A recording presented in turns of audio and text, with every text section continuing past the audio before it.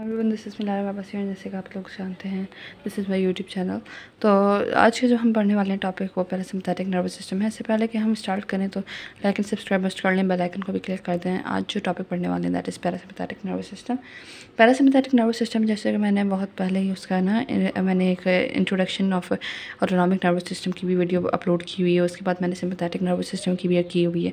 अब parasympathetic nervous system की हम बात कर रहे हैं। पैरासिम्पैथिक नर्वस सिस्टम में हमारे पास autonomic nervous system is divided into two, sympathetic nervous system and parasympathetic nervous system। sympathetic nervous system में थोरैकोलम्बर हमारे पास आउटफ्लो होता है और हमारे पास पैरासिम्पैथिक में क्रेनियोसैक्रल आउटफ्लो होता है। इसमें हमारे पास क्या होता है, इसमें हमारे पास कुछ इस तरह से होता है कि ये ऑटोनॉमिक नर्वस सिस्टम हमारे पास डिवाइडेड होता है इंटू सिम्पैथिक और पैरासिम्पैथिक। सिम्पैथिक में हमारे पास थोरैकोलम्बर, इसमें क्रेनियोसैक्रल। ये आपने नर्व याद करनी होंगी कि कौन सी से निकल रहा है। ऐसे ये हमारे पास प्री गैंग्लियोनिक नर्व फाइबर है, पोस्ट गैंग्लियोनिक नर्व फाइबर है और गैंग्लियन है।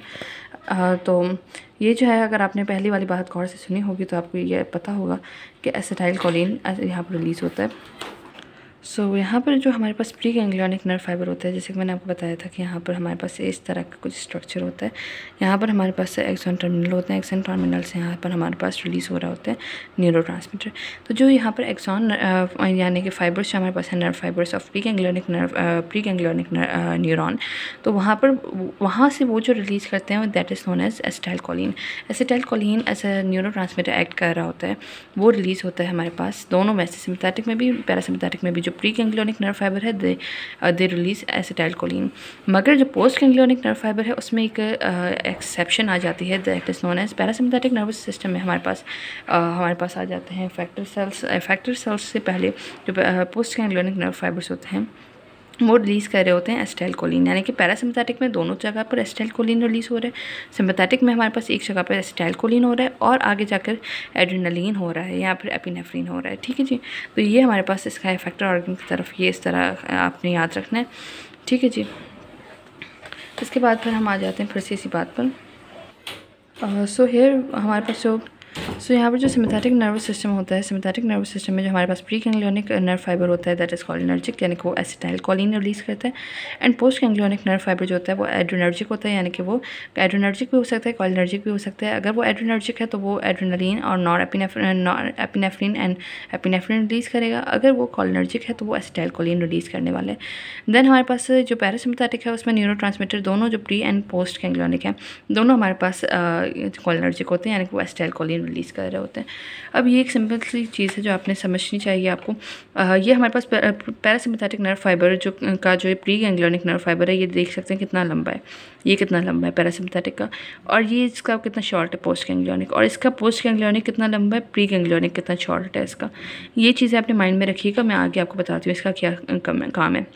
पैरासिम्पैथिक में दोनों कॉलिनर्जिक होते हैं और सिम्पैथिक में ये कॉलिनर्जिक भी हो सकता है, एड्रेनर्जिक भी हो सकता है।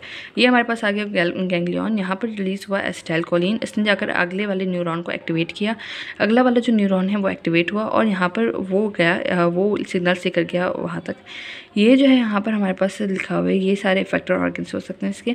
अब ये आपने याद जो रखना है that is parasympathetic nervous system में हमारे पास कॉलिनर्जिक है, यहाँ पर सिम्पैथिक नर्वस सिस्टम में वी हैव कॉलिनर्जिक और एड्रेनर्जिक। सिम्पैथिक नर्वस सिस्टम में हमारे पास जो पोस्ट गैंग्लियोनिक नर्व फाइबर है वो बड़ा होता है, ये देख सकते हैं आप लोग सिम्पैथिक नर्वस सिस्टम में। अब सिम्पैथिक नर्वस सिस्टम में पोस्ट गैंग्लियोनिक कितना बड़ा है और प्री गैंग्लियोनिक नर्व फाइबर कितना छोटा है, ये रहा प्री गैंग्लियोनिक नर्व फाइबर, ये कितना छोटा है। और जैसे अगर हम पैरासिम्पैथिक की बात करें तो पोस्ट गैंग्लियोनिक नर्व फाइबर इसमें देखिए स्मॉल है, कितना स्मॉल है। और यहाँ पर जो हमारे पास प्री गैंग्लियोनिक नर्व फाइबर है दैट इज़ दिस वन। तो प्री मतलब पहले, तो आपने प्री गैंग्लियोनिक जो गैंग्लियन से पहले हो, पोस्ट गैंग्लियोनिक जो गैंग्लियन के बाद हो। अब अगर आपने जो पहले का लेक्चर सही से सुना होगा ना तो आपको ये सारी टर्म्स जो हैं बहुत ज़्यादा ईजी लगेंगी। तो function of parasympathetic nervous system जो है वो है रेस्ट एंड डाइजेस्ट। तो जब आप रेस्टिंग कंडीशन में होते हैं, जब आप आराम से बैठे होते हैं, कोई लड़ाई झगड़ा नहीं है, कोई एंगर नहीं, कोई स्ट्रेस नहीं, तो उसमें आपका जो डोमिनेंट होता है, डोमिनेंट जो नर्वस सिस्टम होता है that is parasympathetic nervous system. ये आपकी जो है हार्ट रेट को डिक्रीज़ करता है, ब्लड प्रेशर को डिक्रीज़ करता है और रेस्पिरेटरी रेट को भी डिक्रीज़ करता है। ये हमारे पास पीपल को कॉन्स्ट्रिक्ट करता है और हमारे पास increase blood flow towards the muscles, क्योंकि अभी आपको मसल्स की, स्केलेटल मसल्स की स्पेशली ज़रूरत नहीं है, क्योंकि अभी आप कोई ऐसी एक्सरसाइज नहीं कर रहे, आप कोई ऐसी फाइटिंग वगैरह नहीं कर रहे कि आपको स्केलेटल मसल्स की ज़रूरत पड़े। तो इस वजह से यहाँ पर blood flow towards muscles decrease हो जाता है और GI मोटिलिटी, GIT मोटिलिटी हमारे पास इंक्रीज़ हो जाती है, यानी कि इट स्टिमुलेट्स डाइजेशन। ठीक है, ये हमारे पास it is also known as rest and digest, rest and digest. सही है, तो आप रेस्ट कर रहे हो और डाइजेस्ट कर रहे हैं। रिसेप्टर्स मैंने आपको बताया था, रिसेप्टर्स हमारे पास पहले मैंने आपको अल्फ़ा बीटा की तरफ से बताए थे, तो ये हमारे पास है नॉरएड्रेनालिन, एपिनेफ्रिन, नॉरएपिनेफ्रिन, ये इस तरह से मैंने आपको बताया था। यहाँ से ये वाली मैंने आपको बताई थी।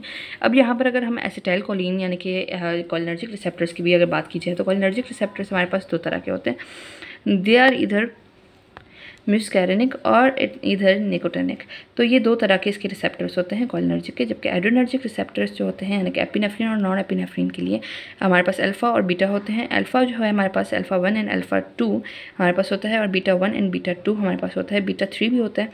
और ये यहाँ पर हमारे पास एपिनेफ्रिन दोनों को इक्वली हमारे पास कर रहा होता है, रिस्पॉन्ड कर रहा होता है, जबकि अल्फ़ा रिसेप्टर्स जो हैं these are specific for, norepinephrine is specific for alpha receptors. सही है, तो अल्फ़ा रिसेप्टर्स से भी एपिनेफ्रिन को भी कर रहे होते हैं रिस्पॉन्ड। उसके बाद जी हमारे पास आ जाते हैं बीटा रिसेप्टर्स। बीटा रिसेप्टर्स हमारे पास बीटा 1, बीटा 2 एंड बीटा 3 होते हैं। बीटा रिसेप्टर्स लोकेशन में डिफरेंट होते हैं, sensitivity towards epinephrine, non epinephrine की डिफरेंट होती है। जैसे बीटा 1 जो है वो मायोकार्डियम में पाया जाता है, ये हार्ट में, तो वो जो है दोनों को सही रिस्पॉन्ड कर रहा होता है, दोनों को इक्वली रिस्पॉन्ड कर रहा होता है, एपिनेफ्रिन और नॉन एपिनेफ्रिन को। बीटा 2 जो होते हैं वो स्मूथ मसल्स होते हैं जो एपिनेफ्रिन में आ जाते हैं, उनके पास कोई एफिनिटी नहीं होती, कोई उनका ताल्लुक ही नहीं होता नॉर एपिनेफ्रिन से, नॉर एपिनेफ्रिन को बिल्कुल भी रिस्पॉन्ड नहीं करते। और जो एडिपोज टिश्यू में हमारे पास बीटा 3 पाया जाता है, ये नॉर एपिनेफ्रिन को ज़्यादा कर रहा होता है रिस्पॉन्ड इंस्टेड ऑफ एपिनेफ्रिन। ठीक है, तो ये हमारे पास इसके कुछ आ जाते हैं बीटा रिसेप्टर्स के लोकेशंस वगैरह, ये आप याद रखनी है। उसके बाद ये कुछ आपके डिफरेंसेस हैं कि पैरासिम्पैथिक नर्वस सिस्टम में हमारे पास क्या होता है, सिम्पैथिक में क्या होता है। ये हमारे पास पैरासिम्पैथिक में बॉडी एट रेस्ट होती है, इमरजेंसी सिचुएशंस में होता है, फाइट एंड फ्लाइट रिस्पॉन्स में। आइज़ यहाँ पर हमारे पास कॉन्स्ट्रिक्ट हो रही होती है, यहाँ पर डायलेट हो रही होती है, यहाँ पर हार्ट जो है वो बीट मोर स्लोली, क्योंकि यहाँ पर रेस्ट कर रहे होते हैं तो आपकी हार्ट बीट स्लो होती है, यहाँ पर आपकी हार्ट बीट फास्ट होती है और स्ट्रॉन्गर होती है। लंग्स यहाँ पर कॉन्स्ट्रिक्ट करते हैं एयरबेस को, यहाँ पर जो है रिलैक्स होते हैं। उसके बाद फिर क्या होता है कि हम डीपली ब्रीथ कर रहे होते हैं, मोर डीपली ब्रीथ कर रहे होते हैं, क्योंकि जब आपने देखा होगा आप कभी किसी एक से फाइट कर रहे होते हैं तो आपको सांस ज़्यादा डीपली लेना पड़ता है, क्योंकि आपके जो मसल्स होते हैं उन्हें ज़्यादा ऑक्सीजन चाहिए होती है, तो जो ज़्यादा नीड होती है ना ऑक्सीजन की। फिर डाइजेशन यहाँ पर स्टिमुलेट हो रही होती है, यहाँ पर इनहिबिट हो रही होती है। यहाँ पर हमारे जो पास मसल्स जो हैं वो रिड्यूस कर रहे होते हैं, मसल के तरफ जो ब्लड फ्लो जा रहा है वो रिड्यूस हो रहा होता है स्केलेटल मसल्स के पास, और यहाँ पर इंक्रीज़ हो रहा होता है।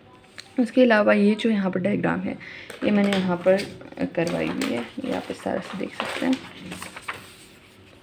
ये कुछ इस तरह से है। यहाँ पर आपकी बेटर अंडरस्टैंडिंग के लिए है, ये आप देख लीजिएगा।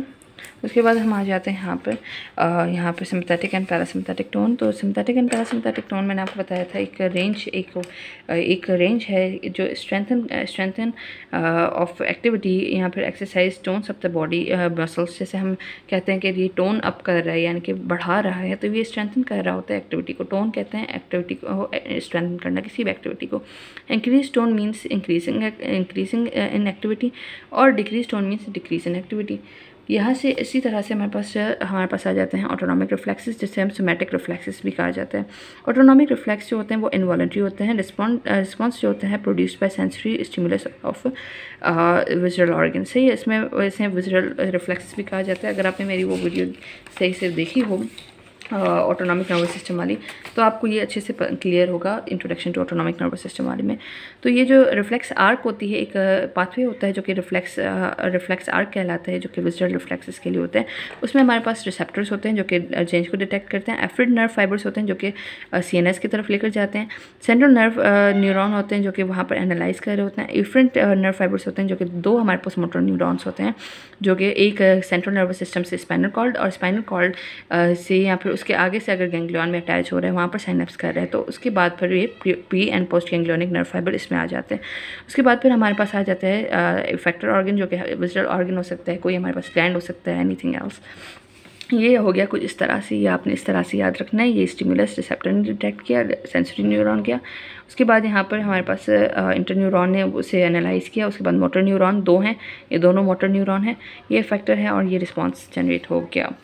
और यहाँ पर जो हमारे पास आ जाते हैं ये एग्जांपल्स इसकी। तो एग्जांपल्स में हमारे पास मैंने जैसे आपको ये बता भी चुकी हूँ मैं, कॉन्ट्रैक्शन ऑफ स्मूथ मसल्स करवाते हैं, कॉन्ट्रैक्शन ऑफ कार्डियक मसल्स करवाते हैं और सिक्रीशन फ्रॉम ग्लैंड्स करवाते हैं, सही है। तो ये जो है मैच्योरेशन रिफ्लेक्स आ जाता है, अल्टरनेशन ऑफ हार्ट रेट आ जाता है, change in rate and depth of respiration आ जाता है, and alternation and pupil diameter आ जाता है। तो ये सारे इसके फंक्शंस हो जाते हैं। तो I hope that is clear. और मैंने ये सारा पढ़ा दिया, ऑटोनॉमिक नर्वस सिस्टम का इंट्रोडक्शन, उसके बाद फिर मैंने सिम्पैथिक नर्वस सिस्टम पढ़ाया, उसके बाद मैंने पैरासिम्पैथिक नर्वस सिस्टम भी पढ़ा दिया। That's it for today. और मैं इसका ये सारे नोट्स यहाँ पर ऐड कर दूँगी, तो अगर आपको पिक लेनी हो तो पिक यहाँ से ले लीजिएगा। अल्लाह हाफ़िज़।